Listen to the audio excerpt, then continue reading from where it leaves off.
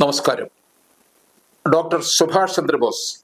നമ്മൾ ഇന്നിപ്പം ഒരു പ്രത്യേക സാഹചര്യത്തിലാണ് വീണ്ടും കണ്ടുമുട്ടുന്നത്. കഴിഞ്ഞ ദിവസം നമ്മൾ ഷിരൂരിലെ കാണാതായ അർജുനെ കുറിച്ച് സംസാരിച്ച് പിരിഞ്ഞതാണ്. ഇന്നിപ്പോൾ ചേരാനുണ്ടായ ഒരു പ്രത്യേക സാഹചര്യം എന്ന് പറയുന്നത് കേരളം മുഴുവൻ ഇപ്പോൾ വിറങ്ങലിച്ച് നിൽക്കുകയാണ്. ഒരു പ്രദേശം മുഴുവൻ ഒലിച്ചുപോയി. 100 പേരുടെ ജീവൻ എടുത്തിരിക്കുകയാണ്. മരണസംഖ്യ ഇനിയും ഉയരുമെന്നാണ് അവിടെ നിന്നുള്ള റിപ്പോർട്ടിൽ പറയുന്നത്. അപ്പൊ ഈ വയനാട്ടിൽ ഉണ്ടായ വളരെ അതിദാരുണമായ ഒരു ദുരന്ത പശ്ചാത്തലത്തിൽ നമ്മൾ നിൽക്കുമ്പോഴേ നമുക്ക് പലതും പിന്നിലേക്ക് ആലോചിക്കേണ്ടതുണ്ട്. ഇത് ആവർത്തിക്കപ്പെടുന്ന ഒരു ദുരന്തമായി മാറുകയാണ്. അത്തരത്തിലുള്ള ഒരു ഏരിയയായി തീർന്നിരിക്കുകയാണോ കേരളം എന്ന് സംശയിക്കേണ്ടിയിരിക്കുന്നു. ഈ കേരളം ഒരു വാട്ടർ ടവർ ആകും എന്ന് പണ്ട് ഗാഡ്ഗില് പറഞ്ഞിട്ടുണ്ടല്ലോ. അതിപ്പം ഒരു തരത്തിൽ ശരിയായിരിക്കുകയാണല്ലേ. പണ്ട് ഗാഡ്ഗിൽ എന്ന് പറഞ്ഞപ്പോൾ പലർക്കും ഗാഡ്ഗിലിനെതിരെ കൈയും കാലും ഒക്കെ ഉയർത്തിയവരാണ്. പക്ഷേ അവരൊക്കെ പറഞ്ഞതൊക്കെ ഏതാണ്ട് പ്രാവർത്തികമായി തീർന്നിരിക്കുകയല്ലേ. തീർച്ചയായിട്ടും വാട്ടർ ടവർ എന്ന് പറയുന്നതിനേക്കാൾ നല്ലത് വാട്ടർ ബോംബ് എന്ന് പറയുന്നതാണ് നല്ലത്. കേരളത്തിൽ മഴ ഒരു കാലഘട്ടത്തിൽ നമ്മുടെ നൊസ്റ്റാൾജിയായിരുന്നു, നമ്മുടെ ഒരു സൗന്ദര്യമായിരുന്നു. മൺസൂൺ ടൂറിസം ഉണ്ടായിരുന്നു. മഴയെന്ന് പറഞ്ഞാൽ നമുക്ക് വലിയ ഒരു ഗ്രഹാതിരത്വം തരുന്ന ഒരു കാര്യമായിരുന്നു. നമ്മളെല്ലാം കുട്ടിക്കാലങ്ങളിൽ ഓടിക്കളിക്കുകയും കുളത്തിലും ആറ്റിലൊക്കെ നീന്താനും ഒക്കെ പോവുകയും മുങ്ങാങ്കുഴി ഇടുകയും മത്സ്യങ്ങളെ പിടിക്കുകയും ഒക്കെ ചെയ്യുന്ന വളരെ മനോഹരമായൊരു കാലമായിരുന്നു മഴക്കാലം. അതിന്ന് മാറി ഭീതിയുടെയും ഭയത്തിൻ്റെയും പേടിയുടെയൊക്കെ ഒരു കാലമായി മഴക്കാലം വന്നിട്ടുണ്ട്. വയനാട് സംഭവിച്ചതെന്ന് നോക്കൂ. പശ്ചിമഘട്ട മലനിരകളിൽ ചാലിയാർ പുഴയുടെ ഒരു ഉത്ഭവസ്ഥാനം എന്ന് പറയുന്ന നിലയിൽ സൂചിപ്പിക്കാവുന്ന ചാലിയാർ പുഴയുടെ തന്നെ വൃഷ്ടി പ്രദേശങ്ങളിലാണ് ഇതെല്ലാം സംഭവിച്ചിരിക്കുന്നത്. മേപ്പാടി എന്ന് പറയുന്ന വയനാടിലെ ഏകദേശം ഒരു 40 ഡിഗ്രി ചരിവിൽ കൂടുതലുള്ള പ്രദേശങ്ങൾ ചരിഞ്ഞ പ്രദേശങ്ങളാണ്, മലനിരകളാണ്. വയനാട് തന്നെ ഒരു പ്ലേറ്റോ ആണ്, ഒരു ഉയരത്തിൽ നിൽക്കുന്നൊരു സ്ഥലമാണ്. സമതല പ്ലേറ്റോ വിഭാഗത്തിൽ പീഠഭൂമി വിഭാഗത്തിൽ വരുന്ന ഒരു പ്രദേശമാണ്, ഉയർന്നു നിൽക്കുന്നൊരു പ്രദേശമാണ്. അതുകൊണ്ട് തന്നെ ഊട്ടി പോലെ മനോഹരമായ തണുപ്പും മൂന്നാർ പോലെയൊക്കെ ഉള്ള നല്ല മനോഹരമായ സ്ഥലമാണ്, വളരെ മനോഹരമായ സ്ഥലമാണ്. പക്ഷെ നിർഭാഗ്യവശാൽ കഴിഞ്ഞ 2 ദശകങ്ങളായി അതിരൂക്ഷമായ വരൾച്ചയും അതിനേക്കാൾ വലിയ രൂപത്തിലുള്ള മഴയും വയനാട് വരികയാണ്. അതിവർഷവും താപവും വയനാടിന് വരികയും അവിടുത്തെ ഭൂമിശാസ്ത്രത്തെ വല്ലാതെ അല്ലാതെ അത് ക്ഷയിപ്പിച്ചുകൊണ്ടിരിക്കുകയാണ്.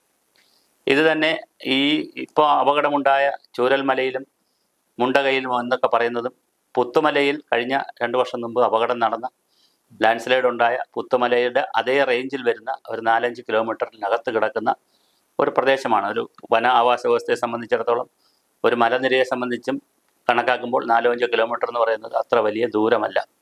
അപ്പോൾ ഒരു സ്ട്രെച്ചിൽ കിടക്കുന്ന ഒരു നിരയായി കിടക്കുന്ന ഒരു മലനിരയാണ് രാത്രി 2 മണിക്ക് ഉണ്ടായ ഉരുൾപൊട്ടലിൽ അതിദാരുണമായി നിരവധി പേർ മരിക്കുകയും ഇനിയും ഒരുപാട് പേരെ കണ്ടെത്താൻ ഉണ്ടാവുന്ന സാഹചര്യം വരികയും സ്ഥാവര ജംഗമ വസ്തുക്കൾ ധാരാളമായി കോടിക്കണക്കിന് രൂപയുടെ നഷ്ടമുണ്ടാവുകയും അതിദുഷ്കരമായ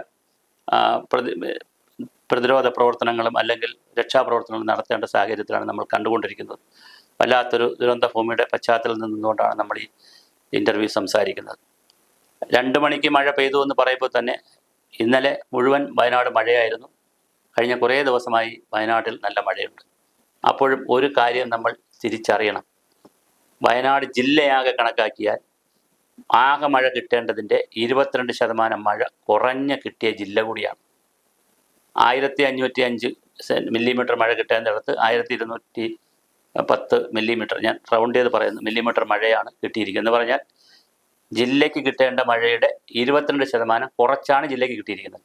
IMDയുടെ കണക്കനുസരിച്ച് മഴ കുറവുള്ള ഇടുക്കി വയനാട് ജില്ലകളിൽ മഴ കുറവാണ് ഈ സീസൺ ഇന്നലെ വരത്തെ കണക്കാക്കുമ്പോൾ.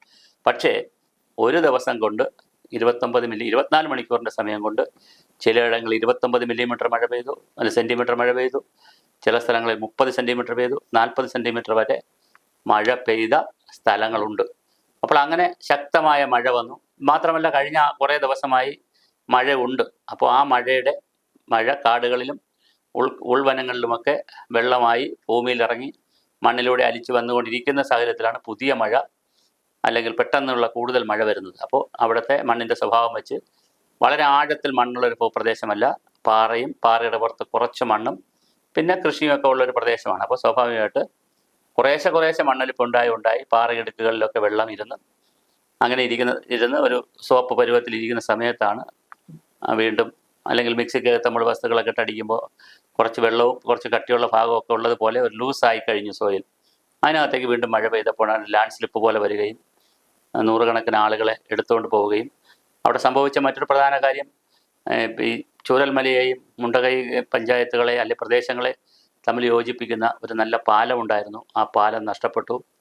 അപ്പോൾ സ്വാഭാവികമായിട്ടൊരു കണക്ടിവിറ്റി നഷ്ടം. അപ്പോൾ എല്ലാ ഇതുപോലുള്ള ഡിസാസ്റ്ററുകളുടെയും ആദ്യത്തെ കാര്യം ഇപ്പോൾ ഭൂകമ്പം, സുനാമി, അതുപോലെ തന്നെ ഉരുൾപൊട്ടൽ, ഇങ്ങനത്തെ എല്ലാ ഡിസാസ്റ്ററുകളിലേക്കും ആദ്യം സംഭവിക്കുന്നത് ഇലക്ട്രിക് കണക്ഷൻ ഇല്ലാതാവുക, ടെലിഫോൺ ബന്ധമില്ലാതാവുക, റോഡുകൾ ഇല്ലാതാവുക, പാലങ്ങൾ നശിക്കുക.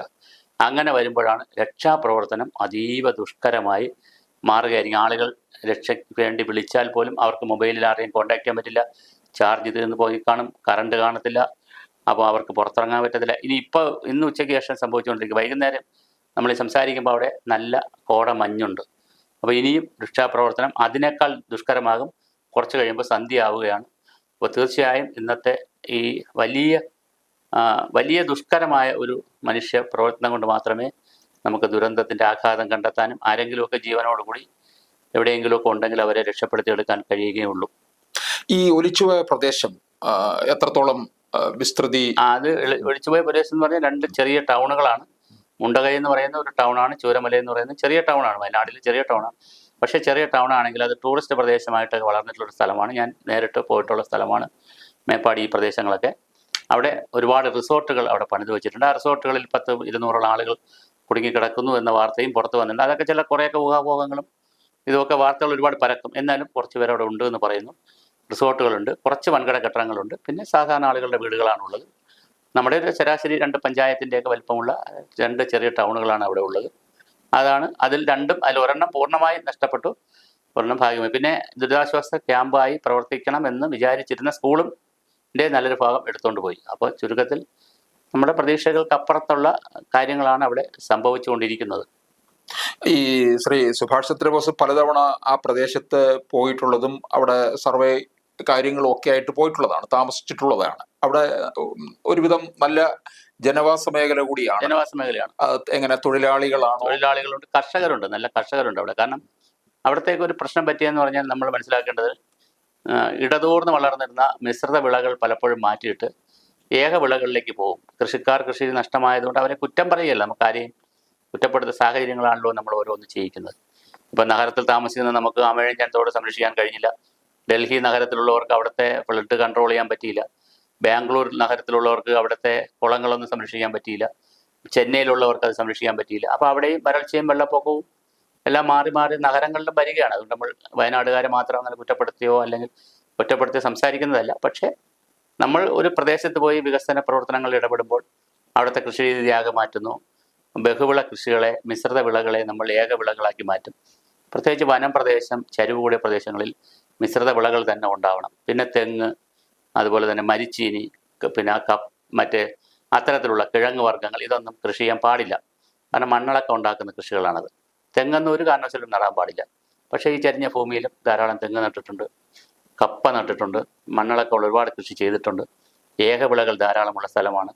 പിന്നെ നമ്മുടെ കുരുമുളകുള്ള സ്ഥലമാണ്. അങ്ങനെ തേയില, അങ്ങനെ ഒരുപാട് സാധനങ്ങളും. അപ്പം ഏകവിളകൾ ധാരാളമുണ്ട്.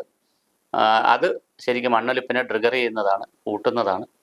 ഇത് മനഃപൂർവ്വം ചെയ്യുന്നതല്ല. നമ്മൾ പ്രകൃതിയോട് ഇണങ്ങി ജീവിച്ചു, പ്രകൃതിയോട് മല്ലടിച്ചും പിണങ്ങിയും സുഹൃത്തായും ഒക്കെ തന്നെയാണ് നമ്മൾ ജീവിക്കുന്നത്. പക്ഷെ അങ്ങനെ ജീവിക്കുമ്പോൾ ഇതുപോലത്തെ ചില പ്രതിസന്ധികളും നമ്മുടെ മുന്നിൽ വന്ന് വീഴുന്നുണ്ട് എന്നുള്ളതാണ് യാഥാർത്ഥ്യം.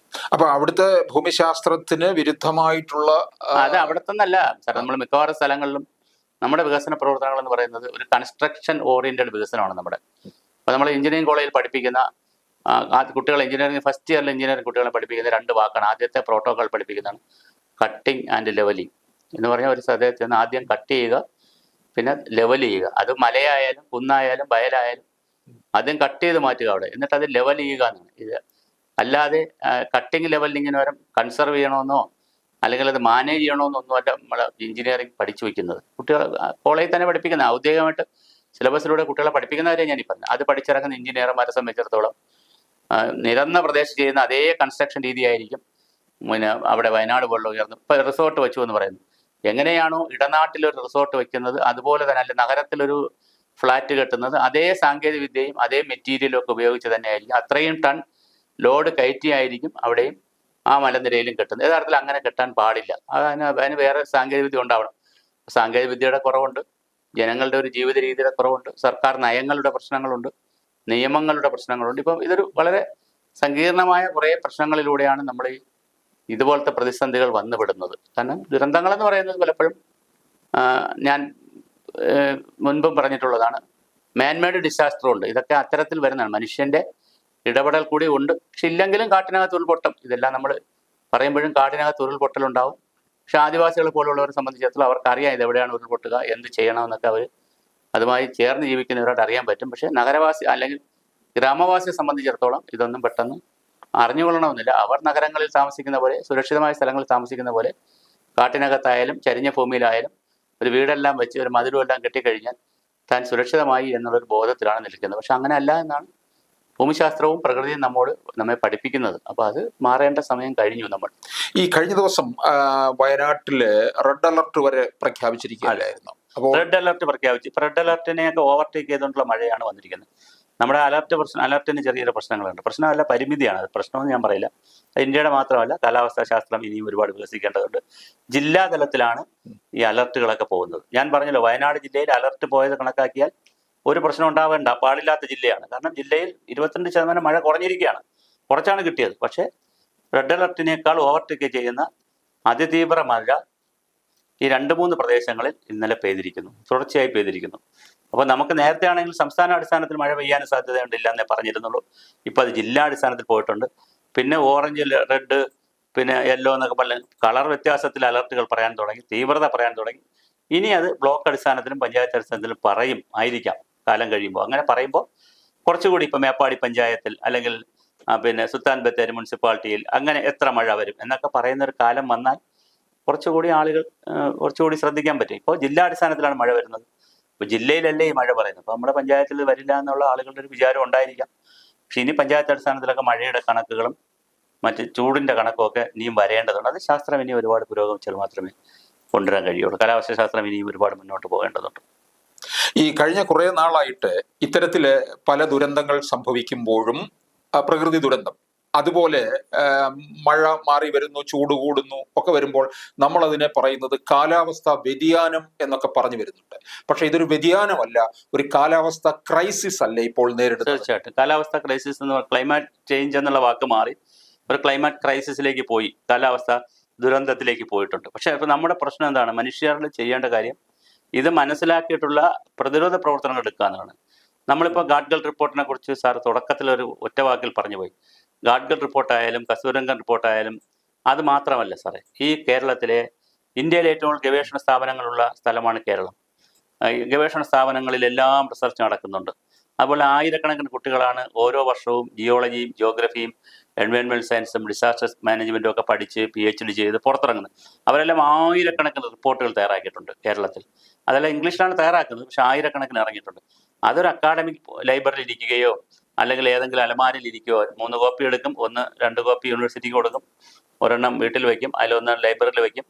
അങ്ങനെ അലമാരകളിൽ ഇരിക്കുന്നതല്ലാതെ ഈ റിപ്പോർട്ടുകളൊന്നും തന്നെ ആരും നോക്കുകയോ പഠിക്കുകയോ അതിൻ്റെ പുറത്ത് കാര്യങ്ങൾ ചെയ്യുകയോ ചെയ്യുന്നില്ല. പിന്നെ ഒരു കാര്യം കൂടെ ഉണ്ട്, ഡിസാസ്റ്റർ മാനേജ്മെൻറ്റ് അതോറിറ്റിയുടെ ചില പ്രവർത്തനങ്ങളിലും പ്രശ്നങ്ങളുണ്ട്. അവരും തയ്യാറാക്കുന്ന റിപ്പോർട്ടുകൾ എന്ന് പറയുന്നത്, ഞാൻ ചെറിയൊരു ഉദാഹരണം പറയുമ്പോൾ നമുക്ക് മനസ്സിലാവും. അതായത് 1:50,000 സെൻറ്റിമീറ്റർ, 1:50,000 എന്നുള്ള സെൻറ്റിമീറ്റർ തലത്തിലാണ് ഭൂപടങ്ങളൊക്കെ ഉണ്ടാക്കി വെച്ചിരിക്കുന്നത്. അത് പോരാ, 4,000 മില്ലിമീറ്ററിൽ ചെയ്യണം. അപ്പോഴാണ് വലിയ ഒരു ചെറിയ പ്രദേശത്തിൻ്റെ വിശാലമായ കാര്യങ്ങൾ അറിയാൻ പറ്റും. ഞാനൊരു സാങ്കേതിക വാക്കാണ് പറഞ്ഞത്. അപ്പോൾ അത് വിശാലമായി അറിയണമെങ്കിൽ ചെറിയ പ്രദേശത്ത് വലിയ മാപ്പിൽ ചെറിയ ചെറിയ പ്രദേശങ്ങൾ അടയാളപ്പെടുത്തിയിരിക്കണം. അങ്ങനെ പറഞ്ഞ ആളുകൾക്ക് മനസ്സിലാവും. പക്ഷെ ഇപ്പം ചെയ്തിരിക്കുന്നത് ചെറിയ പേപ്പറിൽ വലിയ പ്രദേശത്തെ വരച്ചു വെച്ചിരിക്കുകയാണ്. അപ്പോൾ എന്താ പറ്റുക, പെട്ടെന്ന് നമുക്ക് സ്പോട്ട് ഐഡൻറ്റിഫൈ ചെയ്യാനൊക്കെ പ്രയാസമായിരിക്കും. ഡിസാസ്റ്റർ മാനേജ്മെൻറ്റ് ആക്ട് അനുസരിച്ച് village officer last man connectivity എന്ന് പറയാം, ആ വാക്കതാണ്.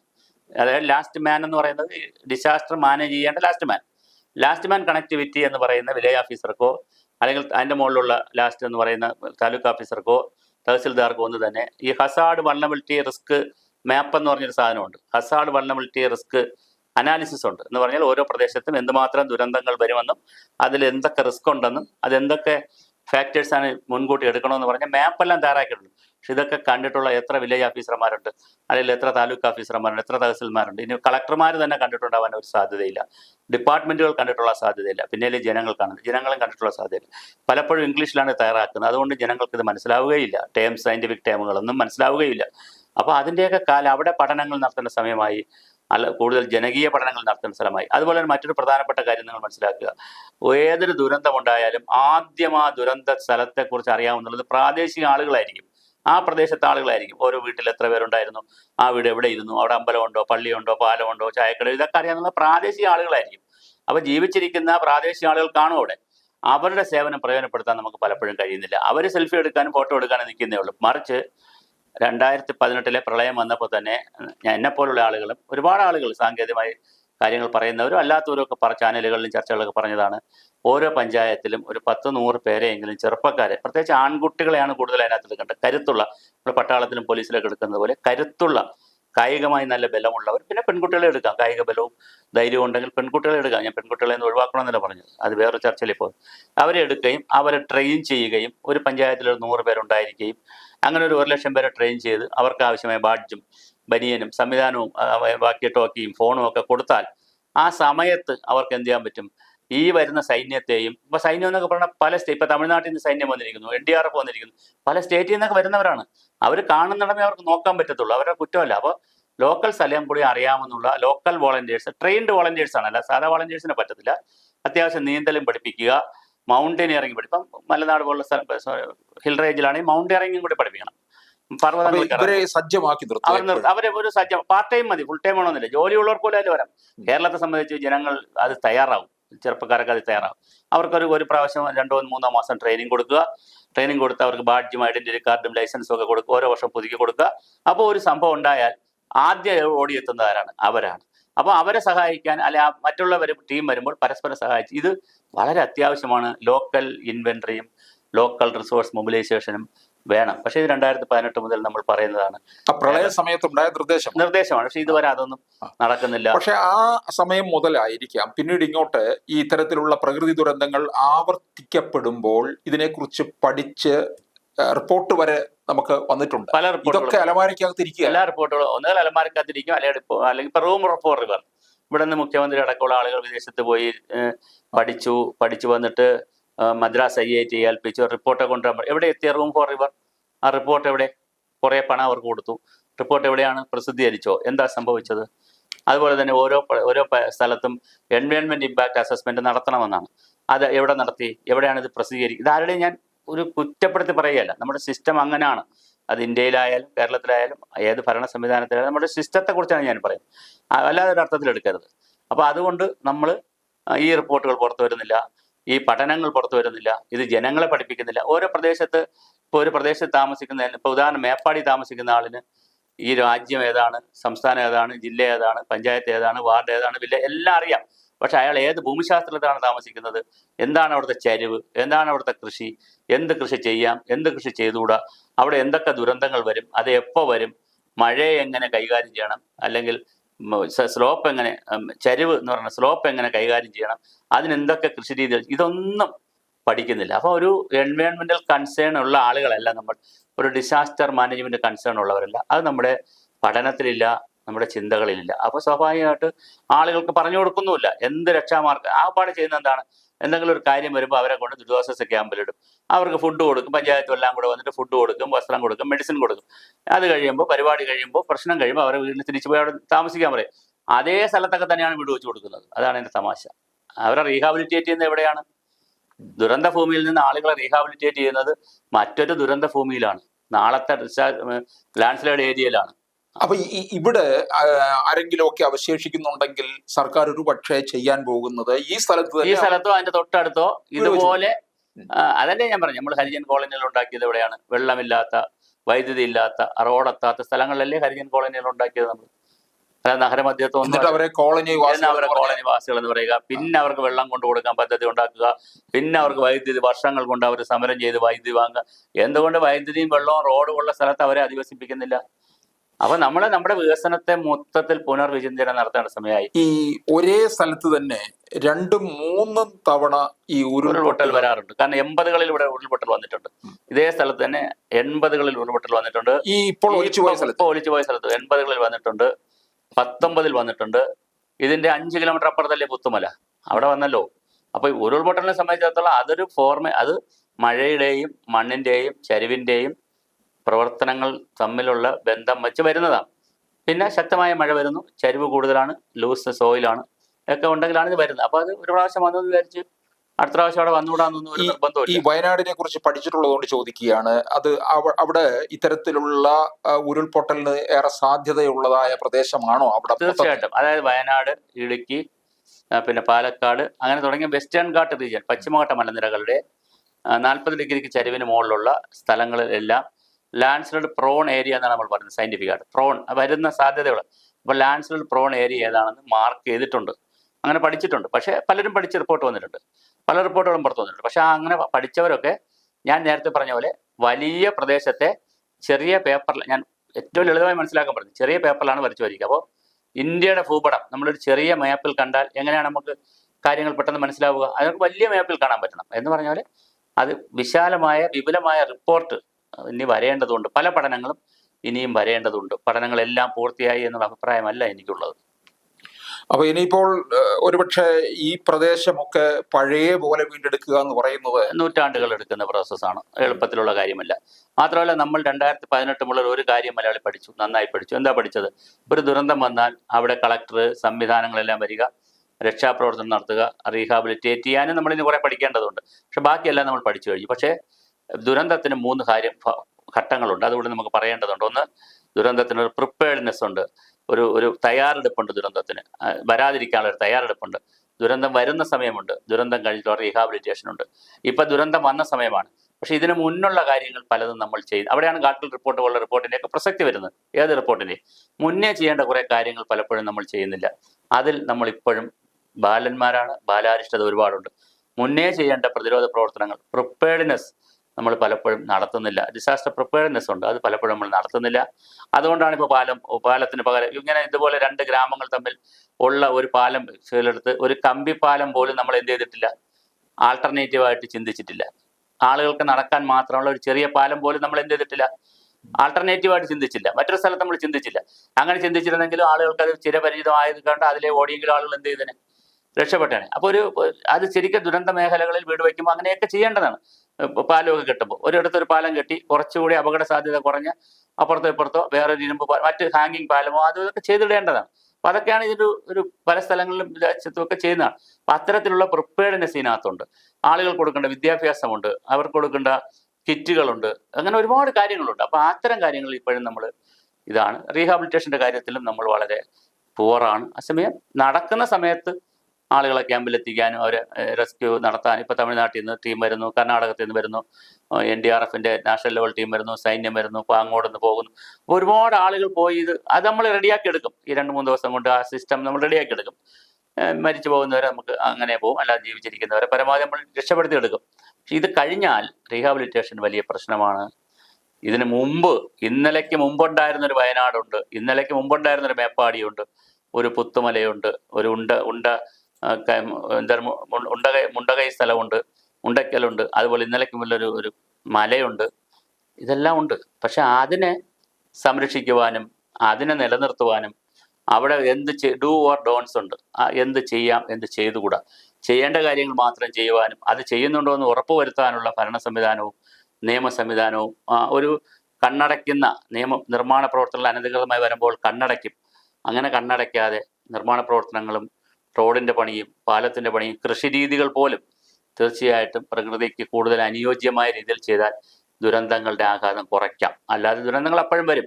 ഇവരിവിടെ ഇതൊക്കെ ചെയ്താലും കാട്ടിനകത്ത് വീണ്ടും ഉൾക്കാട്ടിൽ ഉരുൾപൊട്ടിയാൽ സ്വാഭാവികമായിട്ട് അതിൻ്റെ ദുരന്തം താഴേക്ക് വരും. പക്ഷെ അത് കുറവായിരിക്കും, കൂടുതലാവത്തില്ല. അപ്പോൾ അത് കുറവായിരിക്കും. അതുകൊണ്ട് ഇതിൻ്റെ ഒരു മിറ്റിഗേഷൻ പ്രോസസ്സ് ഉണ്ട്.